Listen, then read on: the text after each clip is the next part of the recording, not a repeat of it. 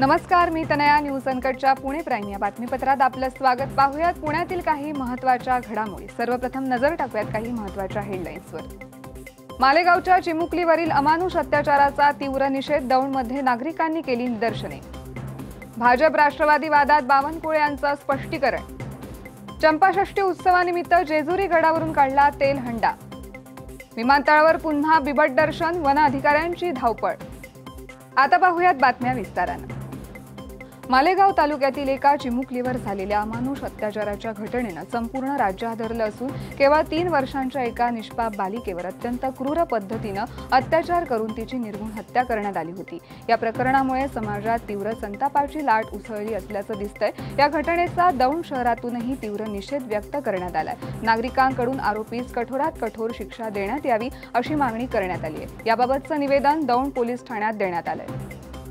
नगरपालिका नगरपरिषदांच्या निवडणूक प्रचारात भारतीय जनता पक्ष आणि राष्ट्रवादी काँग्रेसमधील निधी वाटपाचा वाद चव्हाट्यावर आलेला असतानाच महसूल मंत्री चंद्रशेखर बावनकुळे यांनी निधी वाटपाचे अधिकार हे मुख्यमंत्र्यांना आहेत, पण आम्ही निधीचे समान वाटप करणार आहोत असं स्पष्टीकरण दिलंय.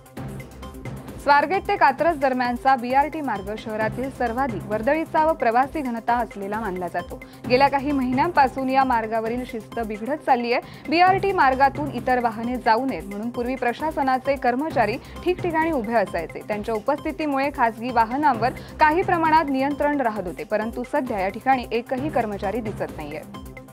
मार्गशीर्ष प्रतिपदेला जेजुरी गडावर देवाची घटस्थापना होऊन देवाच्या उपासनेला सुरुवात झाली आहे. मार्गशीर्ष पंचमीला देवाला तेलवण व हळद लावली जाते.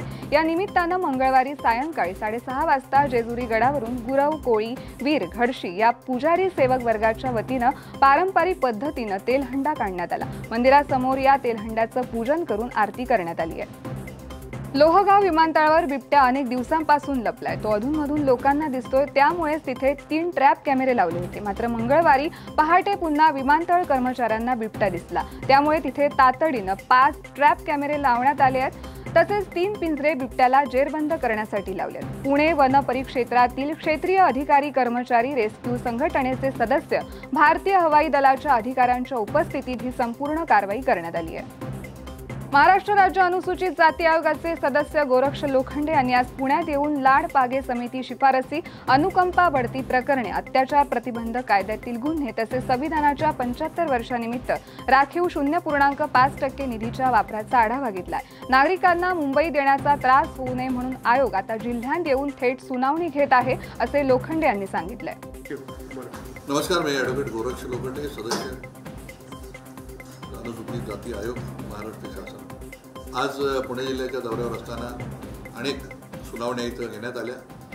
प्रामुख्यानं 0.5च्या संदर्भातलं माननीय जिल्हाधिकारी कार्यालयामध्ये संविधान बजेटवरती खरं तर चर्चा झाली आणि जवळपास राज्याच्या अर्थमंत्र्यांनी टोटल जिल्ह्याच्या बजेटच्या 0.5 हा फार मोठा निधी संविधानाच्या संवर्धनासाठी, प्रचारासाठी दिलेला आहे. म्हणून राज्य सरकारनं संविधानाच्या खऱ्या अर्थानं प्रचाराची सुरुवात अतिशय चांगल्या पद्धतीनं झालेली आहे. हा माझा 27वा जिल्हा आहे आणि जिल्हाधिकारी कार्यालयातनं सुद्धा अतिशय चांगली कामाची आखणी संविधानाच्याबद्दल केलेली दिसून आली. त्यानंतर नवीन सर्किट हाऊस येथे राज्यभरातून अनेक सुनावण्यासाठी लोक आलेली होती. त्यामध्ये अनुकंपाच्या धर्तीवरती लाडपागीच्या अनुषंगानं अनेक प्रकरणं होती. काही ठिकाणं ॲट्रॉसिटीच्या काही केसेस होत्या.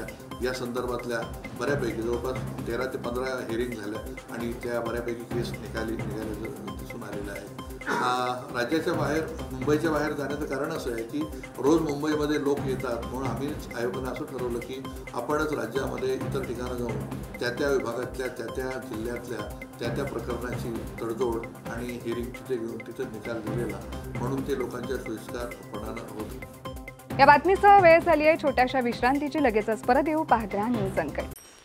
ऐतिहासिक वारसा लाभलेला मराठ मुलूक महाराष्ट्र. या महाराष्ट्राला विविध रंगी छटा आहेत. साहित्य, कला, पर्यटन, नृत्य, भाषा, संत परंपरा अशा विविधतेने तो नटलेला आहे.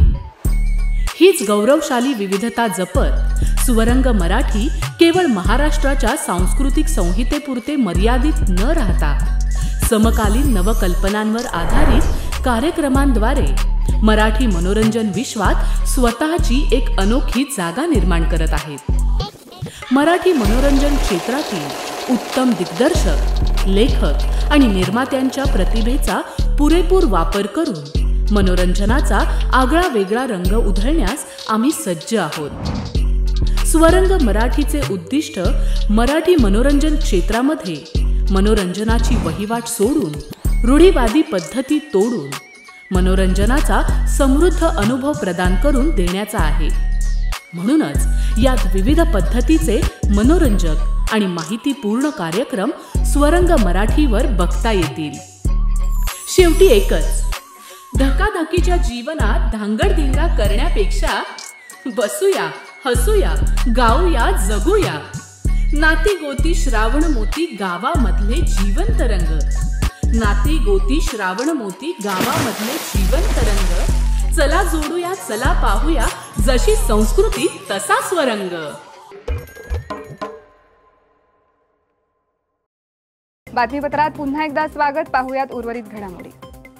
पांढरी, गुलाबी आणि पिवळी अशा विविध रंगांच्या शेवंतीची मागणी असताना देखील बाजारात भाव मिळत नसल्याची स्थिती आहे। किमान 80 ते 100 रुपये किलोला भाव मिळाला तरच फुल शेती परवडते, असं मत येडगाव येथील फुल उत्पादक रामदास भिसे यांनी व्यक्त केलंय। ते म्हणाले, गेल्या 4-5 दिवसांपासून ढगाळ वातावरणामुळे रोग किडीचं प्रमाण वाढलंय, बाजारभाव घसरलेत आणि खर्च वाढलाय। त्यामुळेच हे अर्थकारण कसं जुळवायचं ही मोठी पंचायत झाली आहे।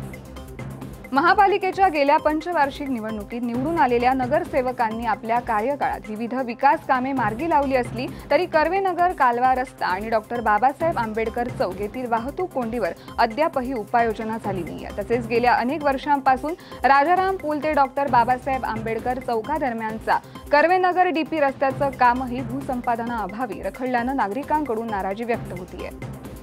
पुण्यात आज उघडकीस आलेल्या प्रचंड धक्कादायक प्रकरणानं भ्रष्टाचार किती खोलवर समाजाला पोखरतो याचं जिवंत चित्र समोर आणलंय। सोलापूर जिल्ह्यातील एका शिक्षकाचा शालार्थ आयडी मंजूर करण्यासाठी तब्बल 1 लाख रुपयांची लाच शिक्षण उपनिरीक्षक रावसाहेब निरगणे यांनी मागितली होती। सरकारी शिक्षकासाठी एवढी रक्कम जमवणं कठीण असल्यानं त्यांनी घरातील दागिने गहाण ठेवले, उसने पैसे घेतले। नातेवाईकांनी दिलेल्या धीरानं शिक्षकानं धाडस करत एसीबीकडे तक्रार केली आहे। योजनेनुसार लाचलुचपत प्रतिबंधक विभागानं सापळा रचला आणि आज पुण्यात शिक्षण उपनिरीक्षक रावसाहेब निरगणे यांना 1 लाख रुपये स्वीकारताना रंगेहात पकडलंय। पंचनाम्यात पूर्ण रक्कम जप्त करण्यात आली असून प्रकरणाची पुढील तपासाची प्रक्रिया सुरू आहे। माझीच फाईल आहे ही आणि तुम्ही फाईलचं हे काय करता तर म्हणजे फाईलचं बघतो म्हणजे आणि साहेबांच्याकडे पाठवून देतो। मला एक आधार वाटला की काही हे असं काही नसते, होत असते वाटतं चांगलं। मग ज्या वेळेला मी ते म्हणले की पुढच्या वेळेला या, मग पुढच्या वेळेला म्हटलं कधी येऊ, 1-4 दिवसांनी येऊन जावा म्हणजे। 4 दिवसांना आलो तर त्यांनी मिरगन साहेबांनी त्याच्यावरती त्रुटी काढली होती। मग मी म्हणलो की त्रुटी साहेब हे काही मी पूर्ण करून देतो। परत 4 दिवसांनी नंतर गेल्यानंतर ते पहिली त्रुटी पूर्ण केली तर दुसरी त्रुटी काढली। मग पुन्हा म्हणलं साहेब हे एवढी मोठी त्रुटी म्हणलं कसं शक्य आहे। मग आदरणीय शिक्षण उपसंचालक डॉक्टर मोरे साहेब यांची भेट घेतली असता मला काही दिसलं त्यांना माझ्यामध्ये काय मानणार। त्यांनी ती फाईल मागून घेतली आणि डायरेक्ट सही केली 3/11ला, 3/11/25ला। 4/11/25ला परत मी गेलो की ही ऑफिस जे असतं त्याच्यामधनं ती फाईल पुढे शालासाठी ऑनलाईन जाते। त्यांना ते भेटल्यानंतर त्यांनी म्हटले की लगेच काही नाही। मग त्याचं एक तो असतात किंवा एजंट वगैरे असतात, ते म्हणाले की हे पैसे घेतल्याशिवाय काही करत नाही। पुण्यात शिक्षण उपनिरीक्षक एसीबीच्या सापळ्यात अडकल्याच्या पार्श्वभूमीवर शिक्षण आयुक्त सचिंद्र प्रताप सिंह यांनी राज्यभर चौकशीचे आदेश दिलेत। नागपूर, नाशिक आणि जळगावमध्ये बोगस शालार्थ आयडीद्वारे शिक्षकांचे पगार काढल्याचं उघड झालं असून सायबर क्राईममध्ये गुन्हे दाखल आहेत। यासाठी विशेष तपास पथक स्थापन करण्यात आलंय। राज्यातील 3 लाख शिक्षकांच्या प्रक्रिया 98% ऑनलाईन झाल्यानं गैरप्रकारांवर आळा बसत असल्याचं आयुक्त म्हणाले। कुठेही अनियमितता आढळल्यास थेट तक्रार करा, कठोर कारवाई करण्यात येईल असा इशारा त्यांनी दिलाय। बघितलं तो नागपूर और नाशिक में असं काही बाबी आढळून आली होती ज्यामध्ये शालार्थ आयडी बोगस क्रिएट होऊन काही शिक्षक पगार जात होती. त्यानंतर त्यामध्ये जी चौकशी रिपोर्ट आणि सायबर क्राईम इथं सुद्धा नोंद करण्यात आला. जलगाव में कुछ अशा पद्धतीने अनधिकृत मान्यता दिली होती तिथे सुद्धा गुन्हा नोंद करण्यात आला. नंतर शासनाने SIT स्थापित केली और सर्वांचे आवाहन सुद्धा करण्यात आलं की ज्यांना अशा पद्धतीने कधी तिथे बोगस मान्यता देण्यात आलेली असेल, चुकीची मान्यता देण्यात आलेली असेल, या करून असं माहिती असेल की संबंधित व्यक्ती सिस्टमने पगार घेत आहे पण त्याची रितसर मान्यता नाही आहे, तर तशा पद्धतीने लोकांनी तक्रार करावी. तशा पद्धतीने 200 से जास्त तक्रार आली और ती सर्व विविध टप्पेवर चौकशी के अंतर्गत आहे. तो माझंही म्हणणं आहे की सालार्थ में आम्ही जवळपास राज्यामध्ये जे 3 से 3 लक्ष शिक्षक खाजगी प्रबंधन के अंतर्गत कार्यरत आहे सध्या, ज्यांना शासनाचे ग्रँट जाते, वेतनाचे ग्रँट जाते. तो त्यांच्या बाबतने जे काही त्यांचं वैयक्तिक मान्यता होतं, सालार्थ मान्यता होतं, तसेच जे त्यांची नियुक्ती याचा आदेश असते, रुजू ज्या दिवशी झाले ते रुजू होणे याच्या बाबतने जे अहवाल असते, हे सर्व चारो जे कागदपत्र आहेत ते सालार्थ सिस्टमवर 3 लक्ष कर्मचाऱ्यांना अपलोड करण्यासाठी सांगण्यात आला. जवळपास 98.3%. येरवड्यातील लक्ष्मीनगर परिसरात दहशत माजवणाऱ्या आणि पोलिसांच्या सूचनांकडे दुर्लक्ष करणाऱ्या कुख्यात गुंड समीर शेख याला आज येरवडा पोलिसांनी धिंड काढत चोप दिलाय. त्यांच्या विरुद्ध जमाव गोळा करून दहशत निर्माण केल्याप्रकरणी येरवडा पोलीस स्टेशनमध्ये गुन्हा दाखल करण्यात आलाय. या बातमीसह वेळ झाली आहे पुणे प्राईममध्ये इथेच थांबायची. तोपर्यंत पाहत राहा न्यूज अनकट.